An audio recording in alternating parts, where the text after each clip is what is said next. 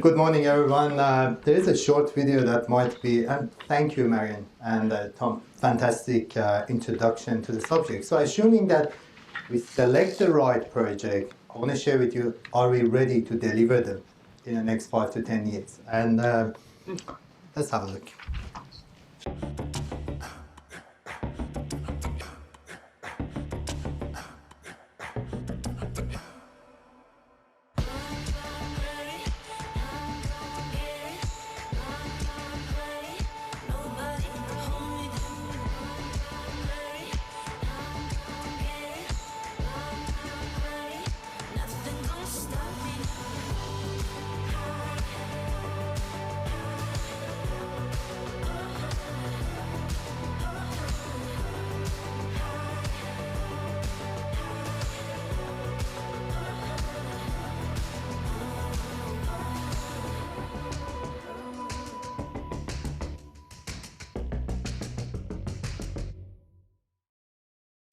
You did it? Everything awesome. Oh, no, I didn't. Definitely above my capabilities. I'm only a civil engineer.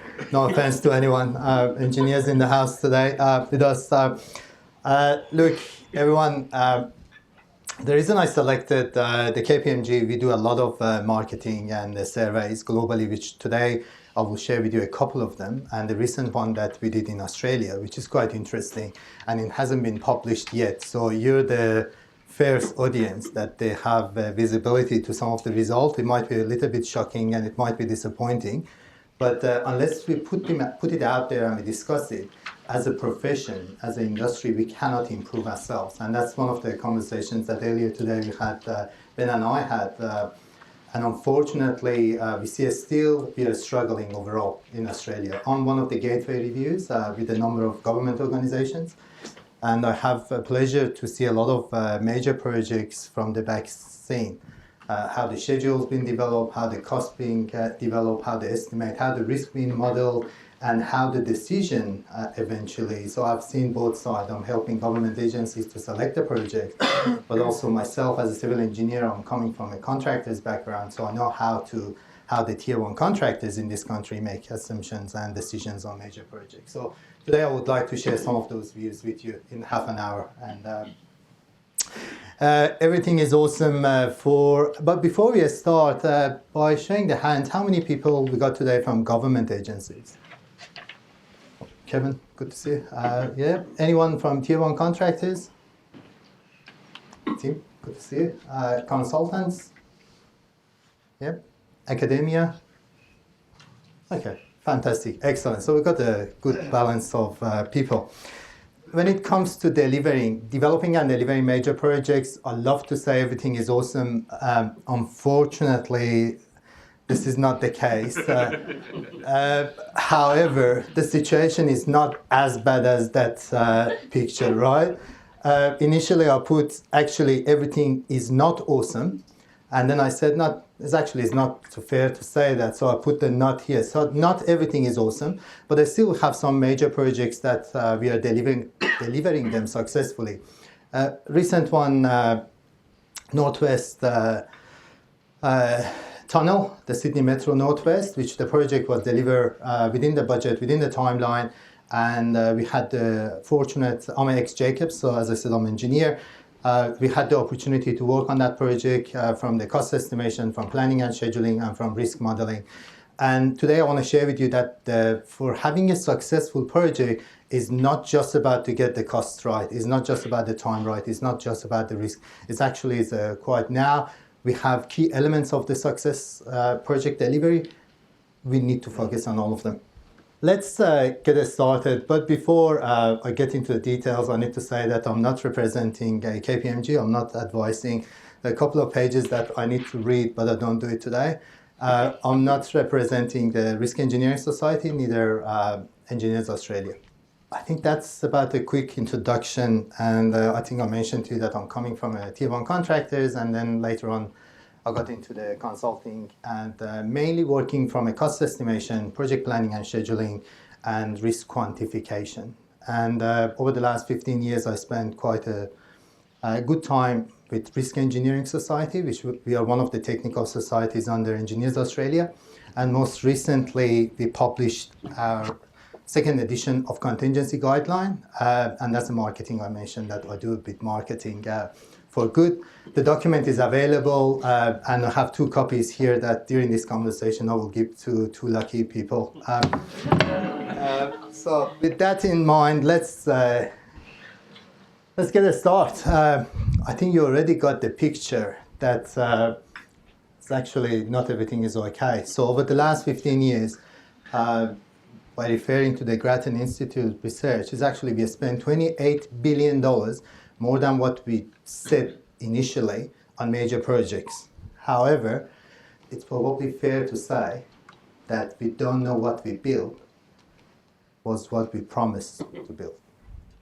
You know what I'm trying to say? And that's quite a tricky point, because from an engineering perspective, if you promise the Sydney Metro, right, the Chatswood to Bankstown, which is currently underway and construction has started for the tunnel, you promise $18 billion. That portion didn't have, and I will give you one small change in the scope. Barangaroo Station, was it there or wasn't? In the original announcement, the alignment didn't go through that station. The final business case, it does have the station. So the question is, when you finish the project and the cost, let's say $13 billion, where do you compare yourself against? The original one? The strategic business case? Or the final business case? And which one is the correct one to do it? So, and that's part of the challenge. We do have data, but it's actually when you start to, even from engineering perspective, when you start to get to the data, it's very difficult to understand them. It's very difficult to clean them. The risk occur, you get the fire. You're hitting a cable and you need to fix it, right? And that's a major cable. Where do you think that cost goes?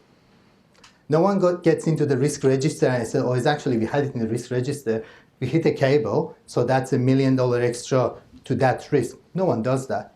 From a contractor's perspective, if we are excavating and we have to spend $1 million more, we just put it in the excavation. So in other words, we pay the subcontractor extra $1 million to fix the problem. 10 years later, you're reading the report and I said, oh, it's actually the excavation actually cost us 20% more. Why? We don't know. Unless we spend quite a considerable time going through all the minutes, all the reports, and find out what happened, it's very difficult to find out where did we spend that money. Was that extra excavation? Was that the rain? Was that based on the hitting a cable? And so on and so on and so on. So that's one of the problems that we are facing. RCL Tomlinson collapsed after 120 years operation in Australia. In 2 years, a new CEO could turn this organization from 120 years operation to bankruptcy. How? By selecting 11 solar farm projects that the organization didn't have experience. They took too much risk, just 11 projects. Within 2 years, the organization collapsed. And that sort of thing that I would like to share with you some of it more. High Speed 2, which probably you heard. Crossrail, one of the best referred to as a best in project controls till summer last year. And out of the sudden, so, poof, everything collapsed. Most recently, we had Risk Engineering Conference in Res and Cost Engineering Society jointly. We had a international project controls and risk engineering conference in May this year, and we invited Richard Palfonsky from UK, from Crossrail, to tell us a bit more. And that was quite interesting, listening to him, the reasons behind the failure. And I don't want to go through each of them. The last but not the least, which of the reason I didn't put it there, is the Light Rail Sydney. Yep. How much was the original budget? 2.1 billion. There was a claim for 1.2 billion last year. Last month, they settled, the government and Acciona, they settled for 670 million for now, and the project's supposed to finish last year. How could we get it wrong that much? In other words, 2.1, 1.2 billion extra. Is that possible technically? No comments. So this is quite interesting from McKinsey. When you look at the delays and the cost overrun, and it was quite interesting, there was a reference to 98%. I'm not sure if you saw the data, but it's actually there's 98% of projects. So thank you. Bad Flipper. Yeah. But again, just be careful because data is quite dangerous. You can actually look at it from either side. What I found myself as an engineer is that unless we get to the details and we do the bottom up and top down, some of the methodologies like reference class estimate, and we use it a lot, but we usually recommend, and we get a little bit into details, that we usually recommend a number of approaches and methodologies rather than just doing reference class or parametric or modeling, and we'll discuss it a little bit more. We better, I usually recommend that you better get to the details, the type of the project, the scope of the project, get into the details rather than just trying to use some of the factors. The other thing that I would like to highlight before I get to the core of the presentation today is that unfortunately, when you look at our productivity and productivity growth in construction, this is quite interesting and disappointing. So you wonder, when you compare ourselves, the construction against manufacturing, which is sitting on the top, production, services, and overall, this is where we are. 1997 to 2017. So the gap yes, we are improving, but again, the other interesting thing is that when you compare it against 2004, probably we are almost at the same level. So we went down, we went up a little bit. Overall, compared to 1997, yes, we're doing better, but it's actually not that well. It's a bit disappointing.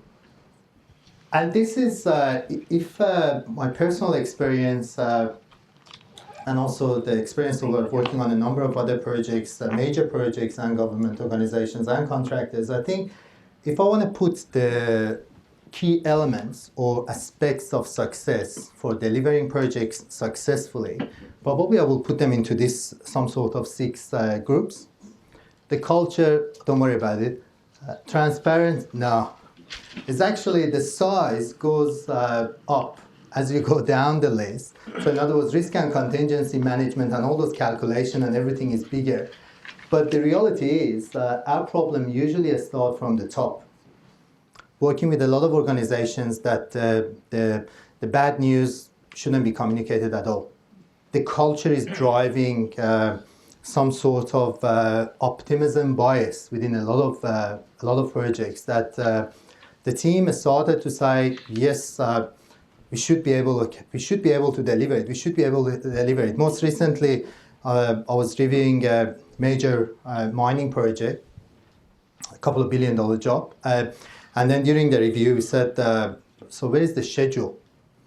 So we discussed about the financial, how much coal we get and so on, the financial modeling, the risk and so on. And then I said, let's have a look in the schedule, the program, that how we want to do the schedule, the program, how we want to build it. Everyone look at it as schedule. Okay, schedule wasn't there, so no response. So it took them a week to find the schedule hidden somewhere. Based on the schedule, the construction's supposed to start last month. Now it's July, and even the approval, they didn't get the approval yet. So what I'm trying to highlight is that the culture of having a year and a half, 2 years delay, and still the team is getting, oh no, let's get the approval, we will sort it out later. But that sorting out later never happens because you will not get the opportunity to catch up 2 years delay. If your budget is $500 million short, you never get the opportunity to catch up with that. So the culture is driving a lot of problems. Transparency, having the information available so you can actually make the decision. Accountability, which was referred in the presentations earlier as well, and it's so important. The data and technology, which I put it red because I want to discuss a little bit more. A strategic misrepresentation, which again, Bent is quite a fan of this, and I think still there is a place that we see is influencing project cost schedule politically.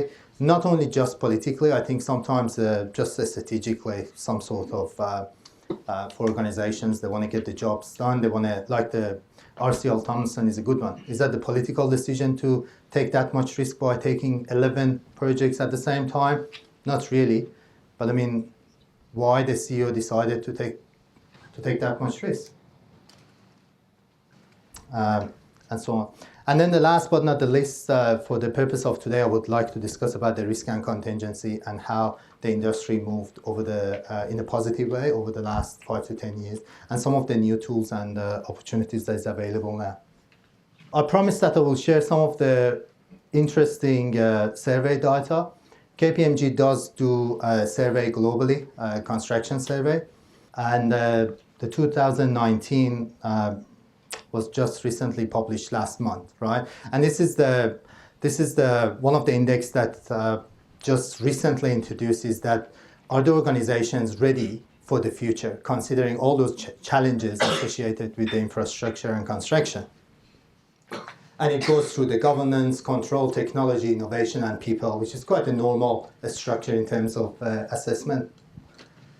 Quite interesting, on the right side, you see the global result. And what it tells is that when you look at the top, and there is a reference of 20%, 60% in the middle, and 20% again in the corner, is that, So what it means is that globally, 20% of the organizations that went through the survey, they are the innovative leaders. In other words, they're ready. They're just going for the systems, technology, process, governance. They're actually ready to deliver the projects, infrastructure projects. 60%, they're sitting in the follower band, and 20% they're behind the curve. The left is us. What does that mean? How do you compare ourselves against globally? Yes, please. We're a high risk. I think we are in a high issue, actually. It's a big issue now. It's not risk anymore. Yeah. So when you look at us, it's actually only 3% is sitting as a leader in this space. 42% followers, 56%, which is quite disappointing actually, and it was shocking. I went through the data again myself, and then I just said, no, I want to check it, and I saw no, it's based on the result that we got. We got the data out of 35 organizations who attended the conference last month in May, and they're coming from infrastructure, construction, utilities, government, and tier 1 contractors. It was quite good data that we had, because we didn't have a lot of duplications, like we didn't have a lot of them, and we didn't have the IT, for example, which was good. I want to make sure that the data, so we went through cleaned them as much as we could, but this is the result. Put it this way, that 3% is wrong. 5%. No, that's wrong. 10%. Still, we got the issue. And the next one is worse. So when you look at the left side, this is for project controls. 69%, they don't have the integrated project controls platform. And this is not just a platform, so don't get it wrong. This is not just having a database and link everything and put the cost and time and risk together. It's actually, they still have silos. They're managing the cost in a spreadsheet. The schedule is based on Primavera. The plan is coming from we don't know what they're doing anyway, but don't worry about them. We laugh, but actually I was working on a claim on a schedule delay claim for a major station, rail station. And we had the claim, I was representing the government. We got a claim from a tier 1 contractor for 6 months delay due to some delay in approval from the government. We went through the programs, the schedule. Do we have any schedulers with us today? Oh, that's good. So we went through that same period of 6 months that there was a cause of the delay from the contractors. We look at the first schedule, first month, everything was okay. Okay. Second month, still the same. Third month, and we went through the whole 6 months, and it was all okay on the paper. Keep the story short, we said, no, it can't be. That's something wrong. Eventually, we got access to the files, the native files, and what we realized was that the planners, as soon as they got the delay in the schedule, usually we have a 1 page at the summary, which everything is linked to that summary. So in other words, you open the program, you just read 1 page because you don't have time to review 50 pages, right? You get the delay, and if you don't want to show the delay, what's the best or easiest way to fix the delay? Link it. Absolutely. Fantastic. Let's remove this link. But then the program will start to move. So we need to fix that. So let's put constraint on it. Oh, that looks good. We'll catch up next month. More delays. Oh, it doesn't work. Let's remove more link. Put the constraint. Over 6 months, that's exactly what they did. They remove all the links to the report, and then they put the constraint. $20 million lost in court. We just eventually, the barrister went through it and said, it's actually your planning team couldn't provide the evidence that there was a delay. The delay wasn't communicated to the client. So you're missing the point. So it's quite important, and that's quite interesting. And before I move on, considering the time, that was the other interesting thing was that at the right you see 11%, and that was the 11% of organizations they're having 90% of their projects on time and within the budget. So what's happening to the other 89?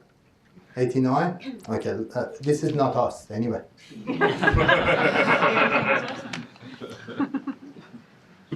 We believe, at least from Risk Engineering Society and myself, and I'm hoping that we can actually from KPMG, and as an engineer, I think if we have a power to change, I think we have a responsibility to do it. That's, as I said, that's my personal one, and I'm hoping that I can take some of that engineering feeling to organizations like KPMG, that we have the opportunity to make a difference to a lot of those major projects.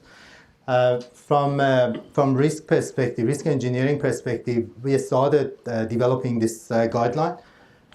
Quite interesting journey since 2013. And we said it can't be that difficult. We just put a document together in 6 months. And it took us 6 years. How was your schedule? Absolutely. I was actually underestimate the risk. And we didn't have enough contingency there.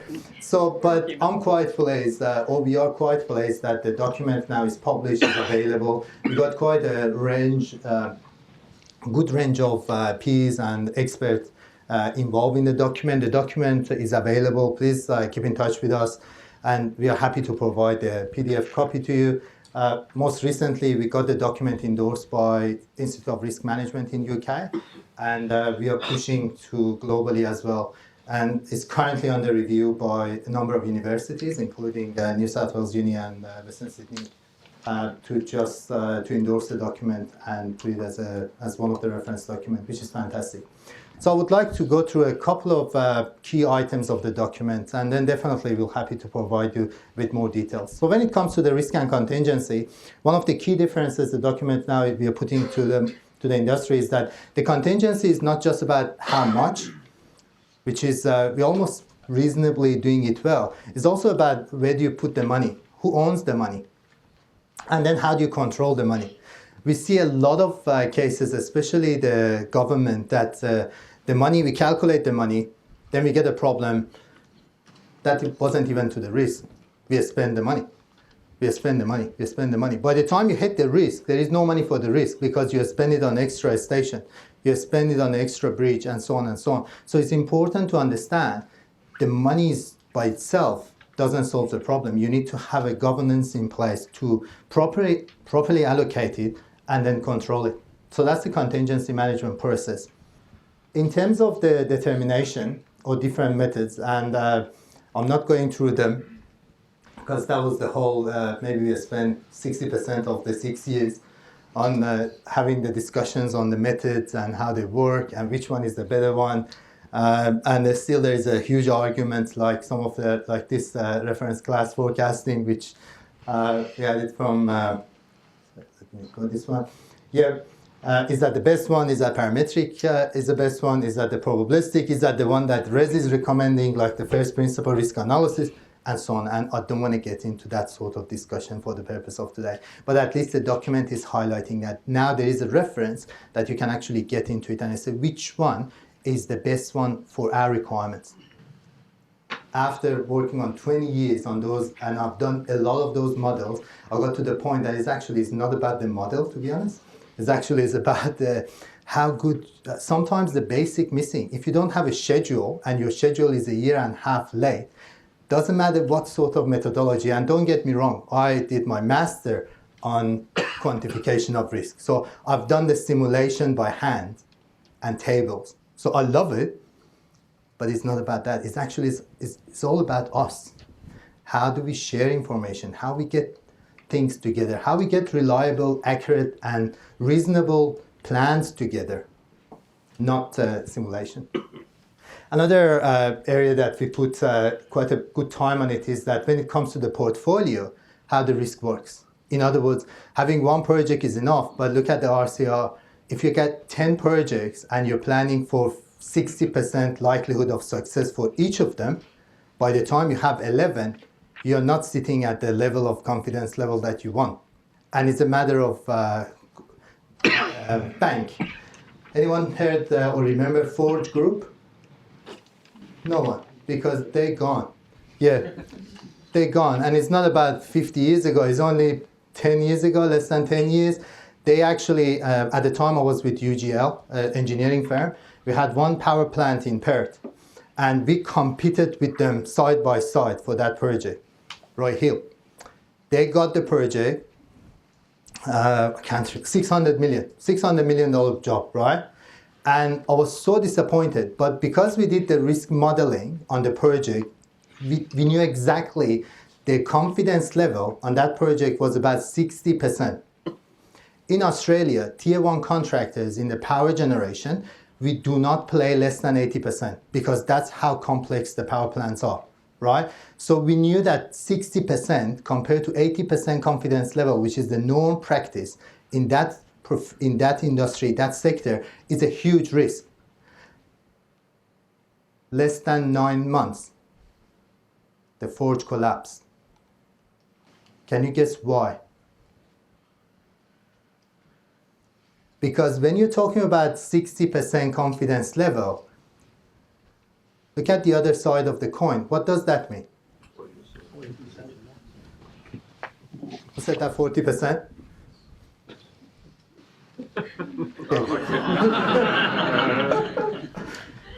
It's imbalanced. It's very good. 40%, hang on a sec, if I'm a bank and you're telling me that there is a 40% chance that I will not, and I'm investing in that project, that I'm not getting my money back, what do you expect me to do?